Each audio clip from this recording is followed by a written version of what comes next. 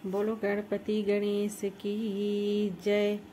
वक्रतुंड महाकाय सूर्यकोटि समप्रभ निर्विघ्नं कुरु मे देव सर्वकार्येषु सर्वदा।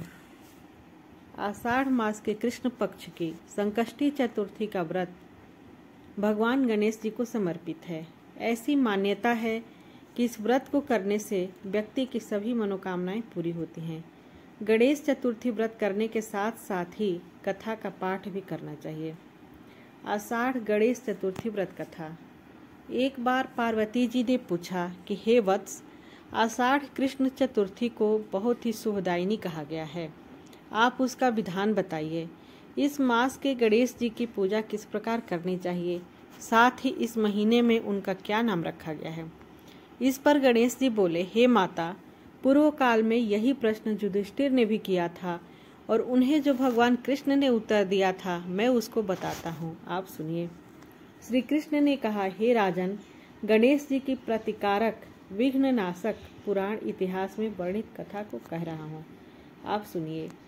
हे कुंती पुत्र, आषाढ़ कृष्ण चतुर्थी के गणेश जी का नाम लंबोदर है। उसका पूजन पूर्व वर्णित विधि से करें। द्वापर युग में महिष्मती नगरी का महिजीत नामक राजा था। वह बड़ा ही पुण्यशील और प्रतापी राजा था। वह अपनी प्रजा का पालन अपने पुत्र की तरह करता था, लेकिन संतान विहीन होने के कारण उसे राजमहल का वैभव अच्छा नहीं लगता था। वेदों में निसंतान का जीवन व्यर्थ माना गया है। यदि संतान विहीन व्यक्ति अपने पितरों को जल दान देता है तो उसके पितृगण उस जल को गर्म जल के रूप में ग्रहण करते हैं। इसी ऊहापोह में राजा का बहुत समय व्यतीत हो गया। उन्होंने पुत्र प्राप्ति के लिए बहुत से दान यज्ञ आदि कार्य किए, फिर भी राजा को पुत्र की प्राप्ति नहीं हो पाई।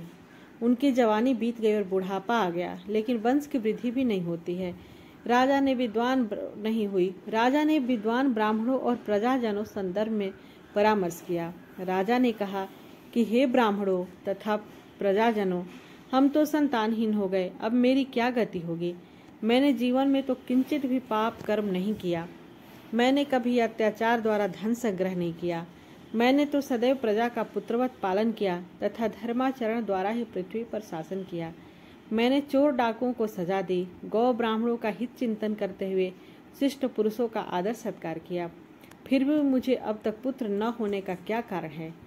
विद्वान ब्राह्मणों ने कहा कि हे महाराज, हम लोग वैसा ही प्रयत्न करेंगे जिससे आपके वंश की वृद्धि हो। इस प्रकार कहकर सब लोग युक्ति सोचने लगे। सारी प्रजा राजा के मनोरथ की सिद्धि के लिए ब्राह्मणों के साथ वन में चली गई।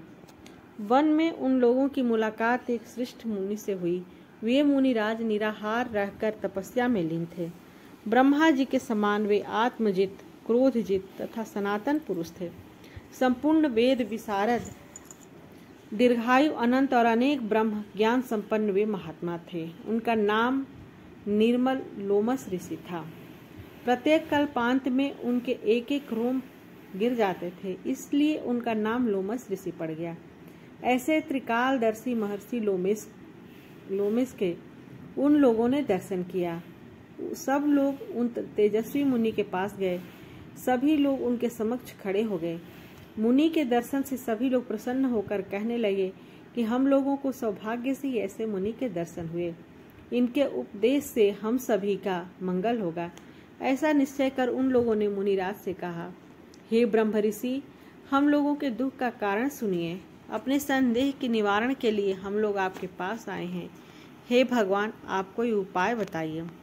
महर्षि लोमेस ने पूछा, सज्जनों, आप लोग यहाँ किस अभिप्राय से आए हैं? मुझसे आपका क्या प्रयोजन है? पूरी बात स्पष्ट रूप से कहिए, मैं आपके सभी संदेहों का निवारण करूँगा। प्रजाजनों ने उत्तर दिया, हे मुनिवर, हम महिष्मती नगरी के निवासी हैं। हमारे राजा का नाम महिजीत है।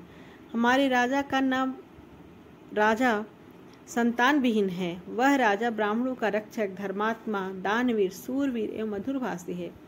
उस राजा ने हम लोगों का पालन पोषण किया है, लेकिन आज तक उन्हें संतान की प्राप्ति नहीं हुई है। उन्होंने कहा, हे भगवान, माता पिता को तो केवल जन्मदाता ही होते हैं, लेकिन असल में पोषक तो राजा ही होता है। उन्हीं राजा के लिए हम गहन वन में आए हैं। आप कोई ऐसी युक्ति बताइए जिससे राजा को संतान की प्राप्ति हो। ऐसे गुणवान राजा को कोई पुत्र न हो, यह बड़े दुर्भाग्य की बात है। हे मुनिवर, किस व्रत, दान, पूजन आदि अनुष्ठान कराने से राजा को पुत्र होगा? आप कृपा करके हम सभी को बताएं। प्रजा की बात सुनकर महर्षि लोमेश बोले, हे भक्त जनों, आप लोग ध्यान पूर्वक सुने। मैं संकट नाशन व्रत को बता रहा हूँ। यह व्रत निसंतान को संतान और निर्धनों को धन देता है। आषाढ़ कृष्ण चतुर्थी को एक दंत गजानन नामक गणेश की पूजा करें। पूरे विधि विधान से व्रत करके राजा ब्राह्मणों को भोजन कराए, साथ ही उन्हें वस्त्र दान दे। गणेश जी की कृपा से उन्हें अवश्य ही पुत्र की प्राप्ति होगी। महर्षि लोमश की यह बात सुनकर सभी लोग करबद्ध होकर उठ खड़े हुए। सभी ने आकर यह बात राजा से बताई। इसे सुनकर राजा बहुत प्रसन्न हुआ और उन्होंने श्रद्धापूर्वक विधिवत गणेश चतुर्थी का व्रत करके ब्राह्मणों को भोजन, वस्त्र आदि का दान दिया।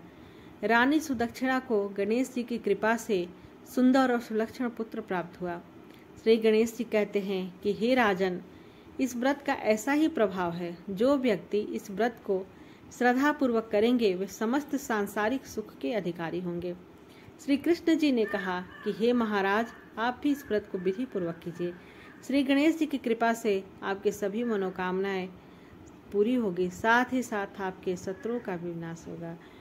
बोलो बोलो गणपति गणेश की जय, उमापति महेश की जय, संकष्टी चतुर्थी की जय, गणेश चौथ की जय। ओम अंगारकाय नमः।